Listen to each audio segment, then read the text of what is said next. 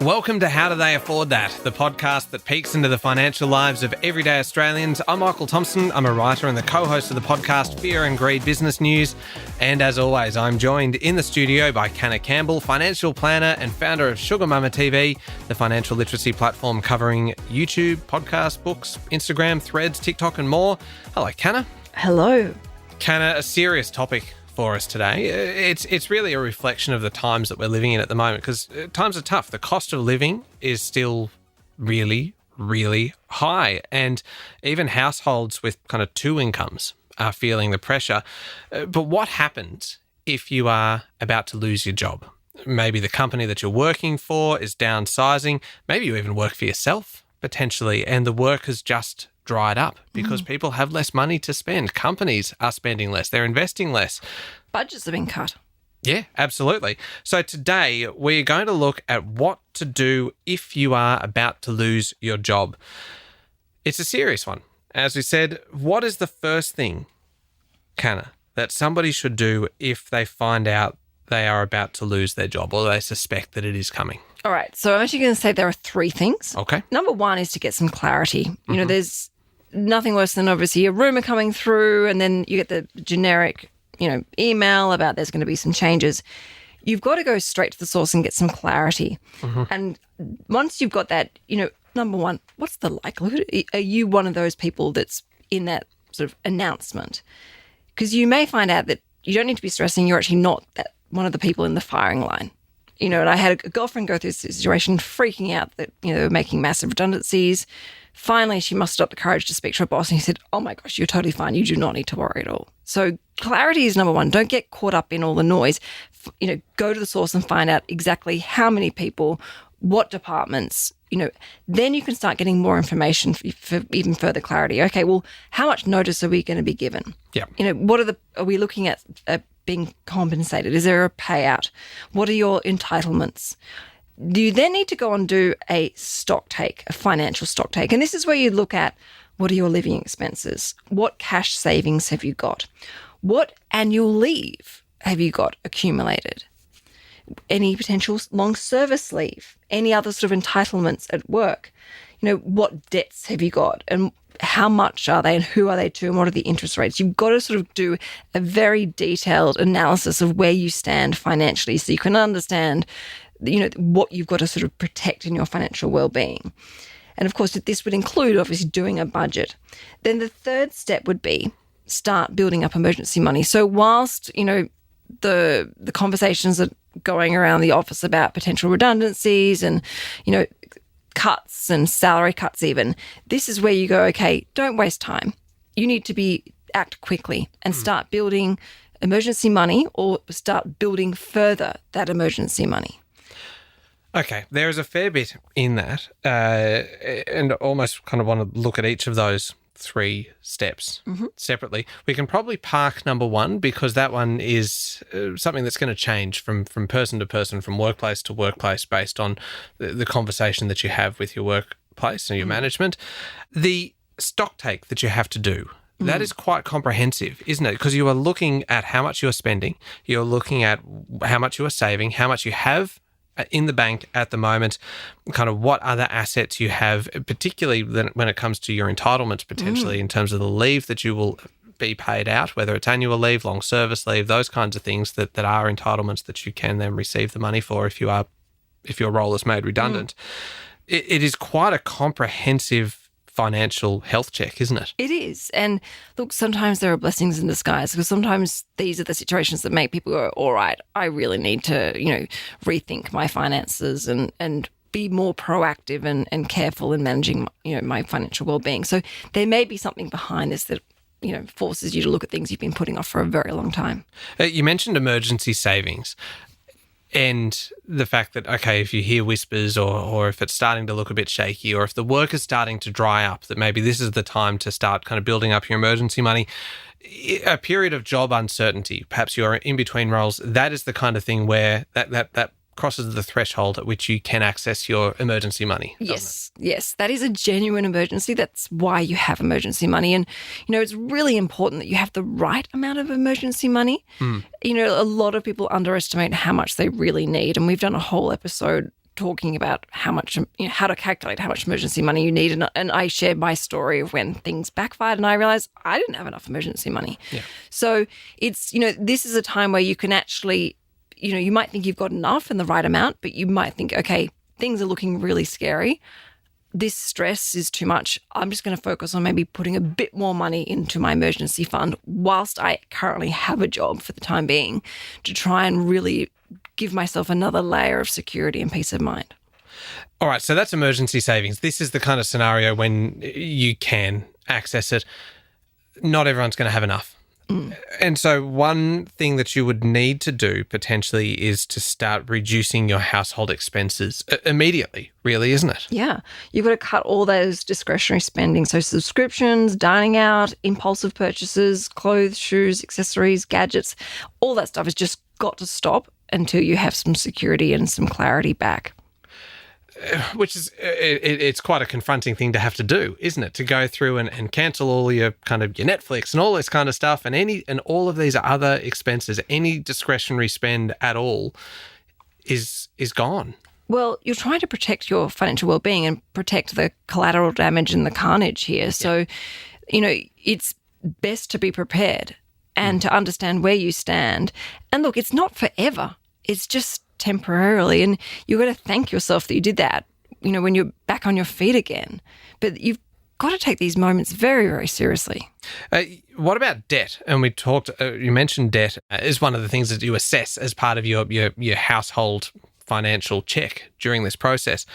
What can you do about debt during this period of uncertainty? Is there a strategy for managing your repayments during a period of job loss or reduced income? Look, it depends what type of debt we're talking about, but the best thing is to get on the phone and speak to your lenders. And, you might be able to look at some sort of debt consolidation. You might be able to negotiate a lower repayment plan temporarily until you've got a new job. You might be able to ask for a pause, which is sometimes like a pregnancy pause that some, financial institutions offer, where you can just not pay your mortgage for like a month or two. And, these are all short-term measures. So you need to be careful. These do come with fairly serious repercussions if they're not used sensibly and wisely. For example, whilst you might be able to pause your mortgage until you find a new job for, say, a month, the interest capitalizes. So it is going to end up costing you more. Yeah. But at least it means that you're not, defaulting on your mortgage and ending up with damaging your credit rating. So that is why it's so important. Make that phone call sooner rather than later and speak to a mortgage broker, speak to an expert. So use those national debt helplines, because they will have different ideas and strategies for you to help make sure that you are actually looking at all the different options that are right for you and the different sort of responsibilities that you're trying to juggle. And the important thing is when you pick up the phone to your bank to talk about this, you are not alone. Like, you're not the only person that's going through this. There are actual kind of structures set up within banks to manage this kind of situation. There are dedicated numbers purely for, financial hardship. So, that when banks have their own individual numbers just for that particular topic, that it's a popular request. Can you renegotiate other kind of household bills?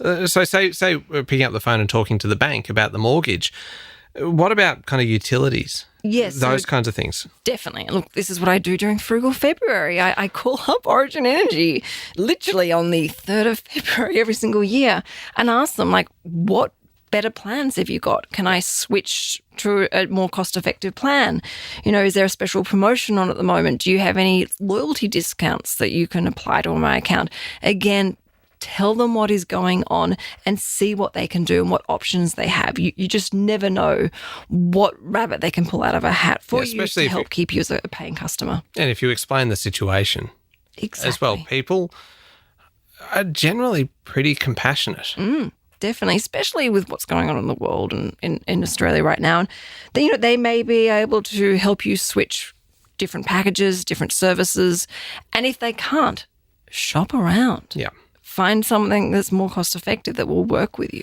The thing is, they can't help you if they don't know exactly what the problem is. A problem shared is a problem halved. Indeed it is. Okay, quick break. I want to talk to you about insurance premiums. I want to talk to you about superannuation. I want to talk about the use of redundancy and severance payments. We've got a lot to cram in to not a lot of time. So we'll take a quick break and get into that.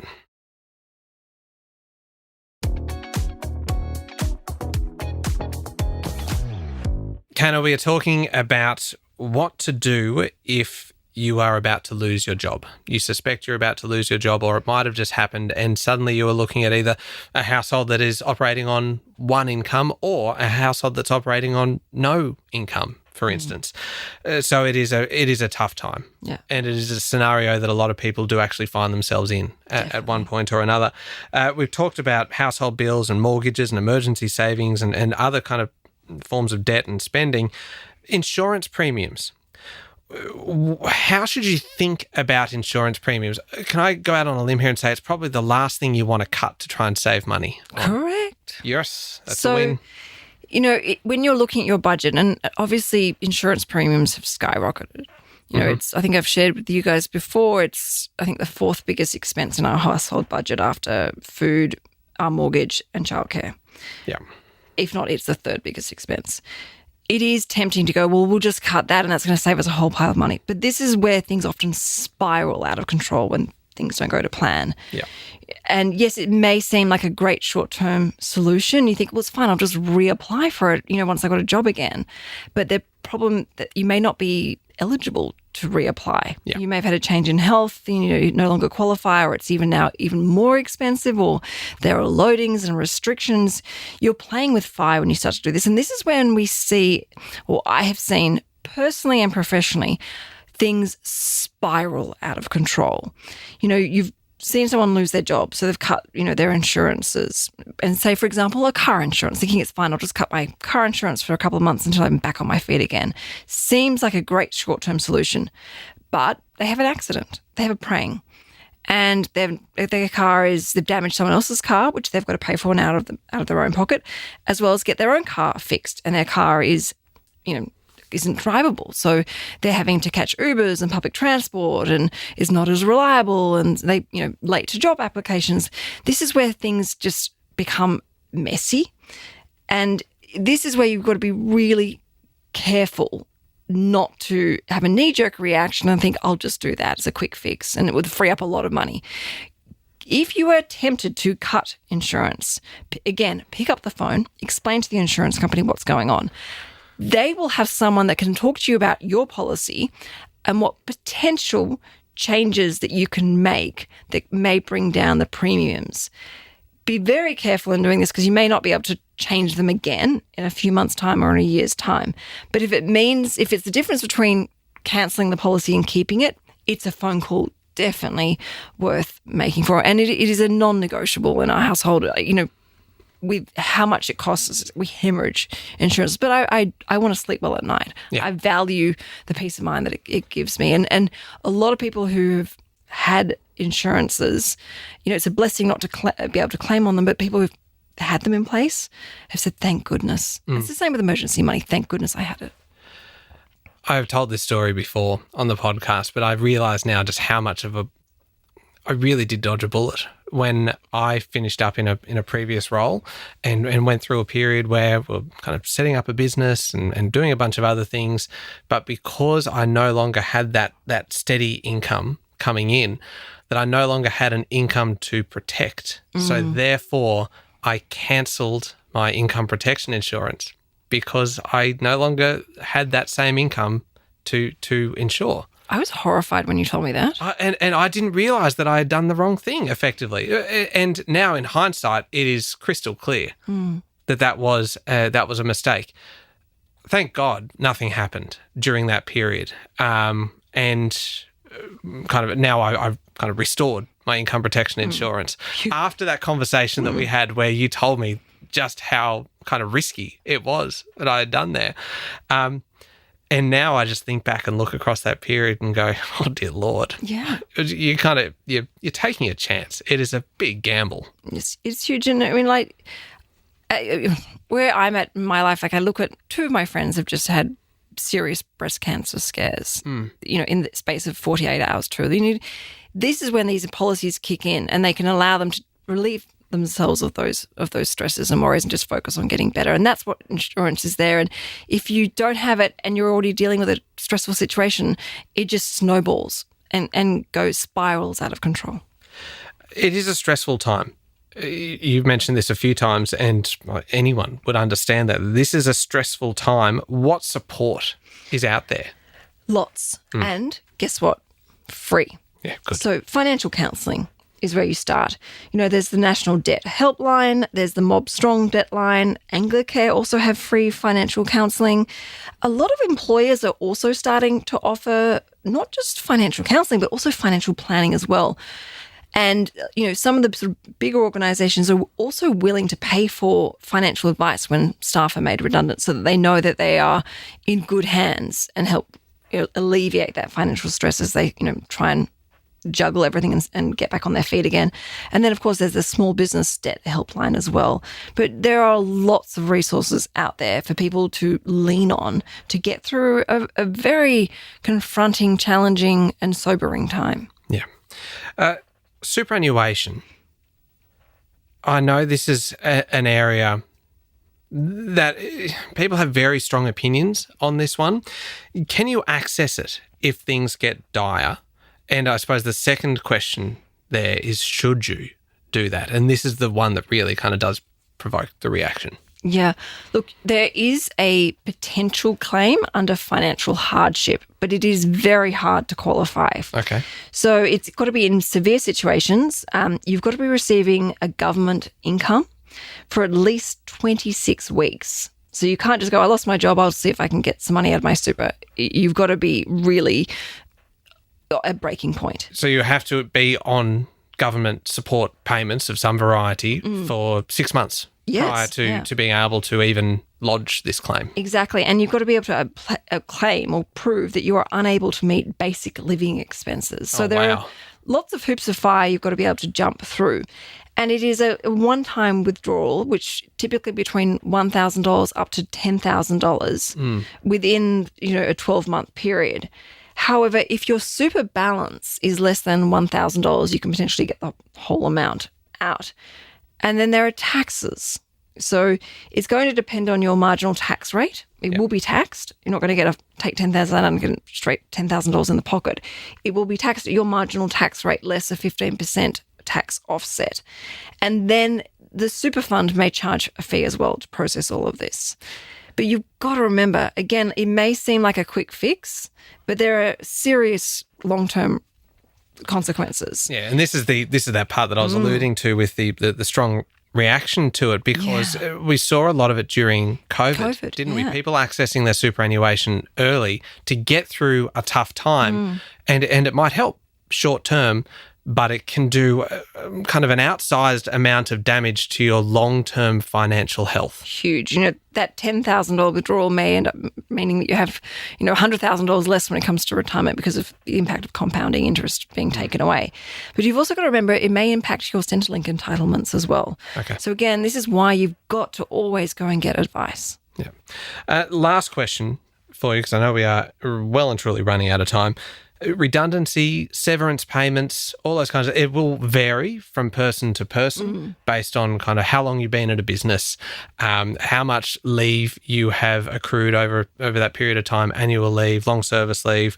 Your age also affects this as well, and it's all taxed at concessional tax rates, all that kind of thing. But is there a way to use these payments to ensure stability during this unemployment period?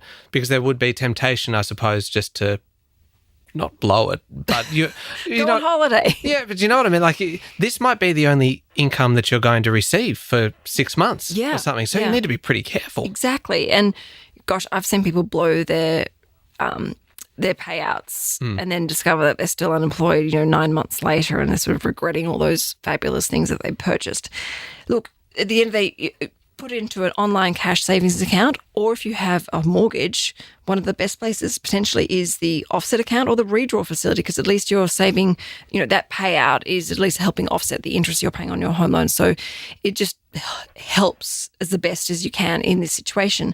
But the one thing I will say is, whilst, you're looking for jobs, don't be afraid to pick up some form of casual job or freelancing contracting work in the meantime, because at least that means you're not going to be earning the same amount that you would normally working full time.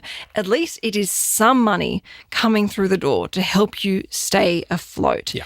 And we all know that it is much harder to get a job when you aren't working than when you are working and earning an income. So, and if it means, okay, well, you don't have to take the first job that comes up, you can actually afford to stay afloat a bit longer and wait until a more appropriate or more suitable job comes up, that's a great backup.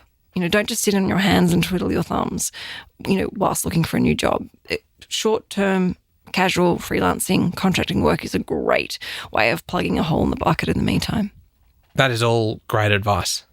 And this is a situation that we hope that no one listening to this actually finds themselves in.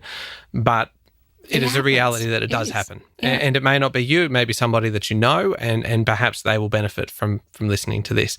Kanna, if anybody has any further questions or would like more information from you, Instagram at Sugar Mama TV. And you can hear me every day with Sean Aylmer on Fear and Greed, daily business news for people who make their own decisions. Thank you for listening to How Do They Afford That? Remember to hit follow on the podcast. And as I mentioned, if you know someone who might benefit from listening to this, please feel free, send them this episode so that they might be able to perhaps get a few ideas or make the most of the advice that's been shared throughout the episode. Thank you for your company. Please join us again next week.